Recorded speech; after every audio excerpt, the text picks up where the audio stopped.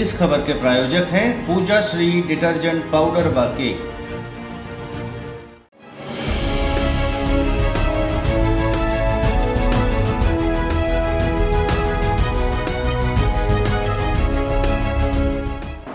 नमस्कार, मैं हूं केशव तिवारी और अलग अंदाज में ही रहती हैं खबरें हमारी।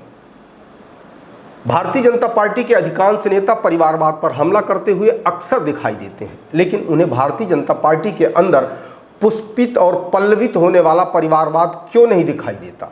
अभी पिछले दिनों जब देश के प्रधानमंत्री नरेंद्र मोदी भोपाल आए तो उन्होंने परिवारवाद पर जोरदार हमला किया और कहा कि अगर आपको गांधी परिवार के बेटे का भला करना है तो कांग्रेस को वोट दीजिए, मुलायम सिंह यादव का भला करना है तो समाजवादी पार्टी को वोट दीजिए, लालू यादव के बेटे बेटियों का भला करना है तो राजद को वोट दीजिए, शरद पवार की बेटी का भला करना है तो एनसीपी को वोट दीजिए, अब्दुल्ला परिवार के बेटे का भला करना है तो नेशनल कॉन्फ्रेंस को वोट दीजिए, करुणानिधि परिवार का भला करना है तो डीएमके को वोट दीजिए और चंद्रशेखर राव की बेटी का भला करना है तो बीआरएस को वोट दीजिए।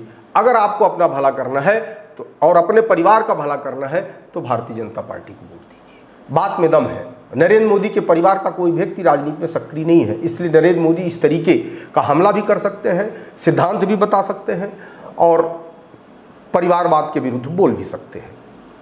लेकिन यदि मध्य प्रदेश के परिप्रेक्ष्य में बात करें तो मध्य प्रदेश के अंदर ही सैकड़ों ऐसे नेता हैं जो इस बात का प्रयास कर रहे हैं कि उनके परिजन राजनीति में कैसे स्थापित हों। लेकिन इसके अलावा भी मध्य प्रदेश के अंदर दर्जनों ऐसे नेता हैं जिनके ऊपर परिवारवाद की राजनीति का स्पष्ट ठप्पा लगाया जा सकता है। मध्य प्रदेश के पूर्व मुख्यमंत्री सुंदरलाल पटवा के भतीजे सुरेंद्र पटवा पहले मंत्री रहे, अभी भी भोजपुर विधानसभा से विधायक हैं। भारतीय जनता पार्टी के ही मुख्यमंत्री रह चुके कैलाश जोशी के बेटे दीपक जोशी भी भारतीय जनता पार्टी से विधायक रह चुके हैं और मंत्री भी रह चुके हैं।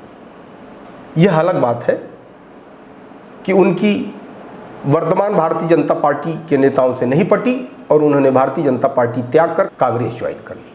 इतना ही नहीं, भारतीय जनता पार्टी के ही एक और नेता वीरेंद्र कुमार सकलेचा जो प्रदेश के मुख्यमंत्री रह चुके हैं, उनके पुत्र भी ओम प्रकाश सकलेचा आज की तारीख में भारतीय जनता पार्टी की सरकार में मंत्री हैं। पूर्व मुख्यमंत्री बाबूलाल गौर की पुत्र वधू कृष्णा गौर भी पहले भोपाल की महापौर रहीं, वर्तमान में विधायक हैं। पूर्व सांसद एवं भारतीय जनता पार्टी के कोषाध्यक्ष रह चुके कैलाश नारायण सारंग के पुत्र विश्वास सारंग भी वर्तमान में भारतीय जनता पार्टी के शासन में मंत्री हैं। केंद्रीय मंत्री प्रहलाद पटेल के भाई जालम सिंह वर्तमान में विधायक हैं। पूर्व विधानसभा अध्यक्ष बृजमोहन मिश्र की बेटी अर्चना चिटनिस भारतीय जनता पार्टी की सरकार में मंत्री रह चुकी हैं। पूर्व मुख्यमंत्री उमा भारती के भतीजे राहुल लोधी भारतीय जनता पार्टी में वर्तमान में विधायक हैं। अगर देखा जाए तो वर्तमान समय में आधी भारतीय जनता पार्टी के जिम्मेदार लोग या तो वर्तमान में परिवारवाद की वजह से ही विधायक हैं या स्थापित नेता हैं। इंदौर के पूर्व मंत्री स्वर्गीय लक्ष्मण सिंह की पत्नी मालिनी गौड़ पहले इंदौर की महापौर बनी, वर्तमान में विधायक हैं।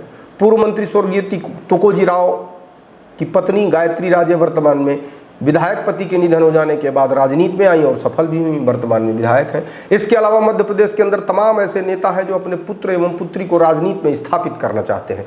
पिछड़ा वर्ग आयोग कल्याण के अध्यक्ष गौरी शंकर बिसेन अपनी बेटी मौसम को, लोक निर्माण विभाग के मंत्री गोपाल भार्गव अपने पुत्र अभिषेक को, गृह मंत्री नरोत्तम मिश्रा अपने पुत्र सुकर्ण को, गोविंद सिंह राजपूत अपने बेटे आकाश को पूरी तरह से राजनीति में स्थापित करने की योजना बना चुके हैं। इसके अलावा भी दर्जनों ऐसे नाम हैं जो परिवारवाद के सहारे ही राजनीति में स्थापित हुए, जिसमें विधानसभा अध्यक्ष ईश्वरदास रोहाणी के पुत्र अशोक रोहाणी का भी नाम लिया जा सकता है। ईश्वरदास रोहाणी के निधन के बाद अशोक रोहाणी राजनीति में आए, उन्हें टिकट मिला और वह विधायक बने। पूर्व विधायक राजेंद्र वर्मा के बेटे ने भी अपने पिता के निधन के बाद राजनीति में एंट्री ली और विधायक बने। इतना ही नहीं, केंद्र में मंत्री रह चुके विक्रम वर्मा की पत्नी नीना वर्मा भी वर्तमान में विधायक है। भारतीय जनता पार्टी के राष्ट्रीय महासचिव कैलाश विजयवर्गीय के पुत्र आकाश विजयवर्गीय भी इंदौर की राजनीति में एक स्थापित नाम है। व्यापम का आरोप झेल चुके पूर्व मंत्री स्वर्गीय लक्ष्मीकांत शर्मा के भाई उमाकांत शर्मा भी वर्तमान में विधायक हैं।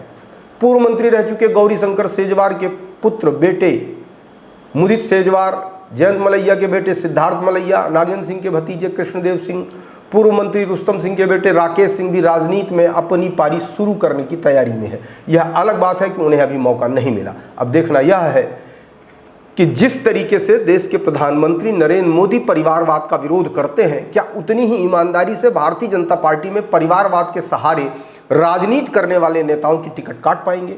या उन्हें दूसरे दल का परिवारवाद तो दिखता है, अपने दल का परिवारवाद उन्हें क्यों नहीं दिखाई देता?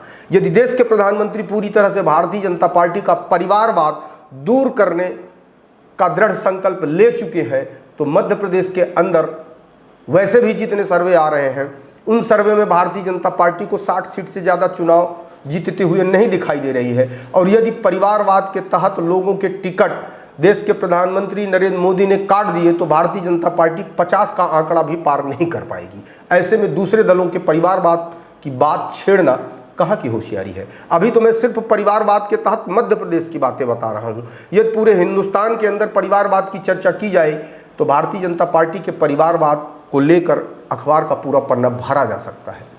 आपको हमारी खबरें कैसी लगती हैं? कमेंट बॉक्स में आके कमेंट कर सकते हैं, लाइक कर सकते हैं, शेयर कर सकते हैं। और यदि आपको हमारी खबरें अच्छी लगती हैं तो विशाल खबर चैनल को सब्सक्राइब करना ना भूलें।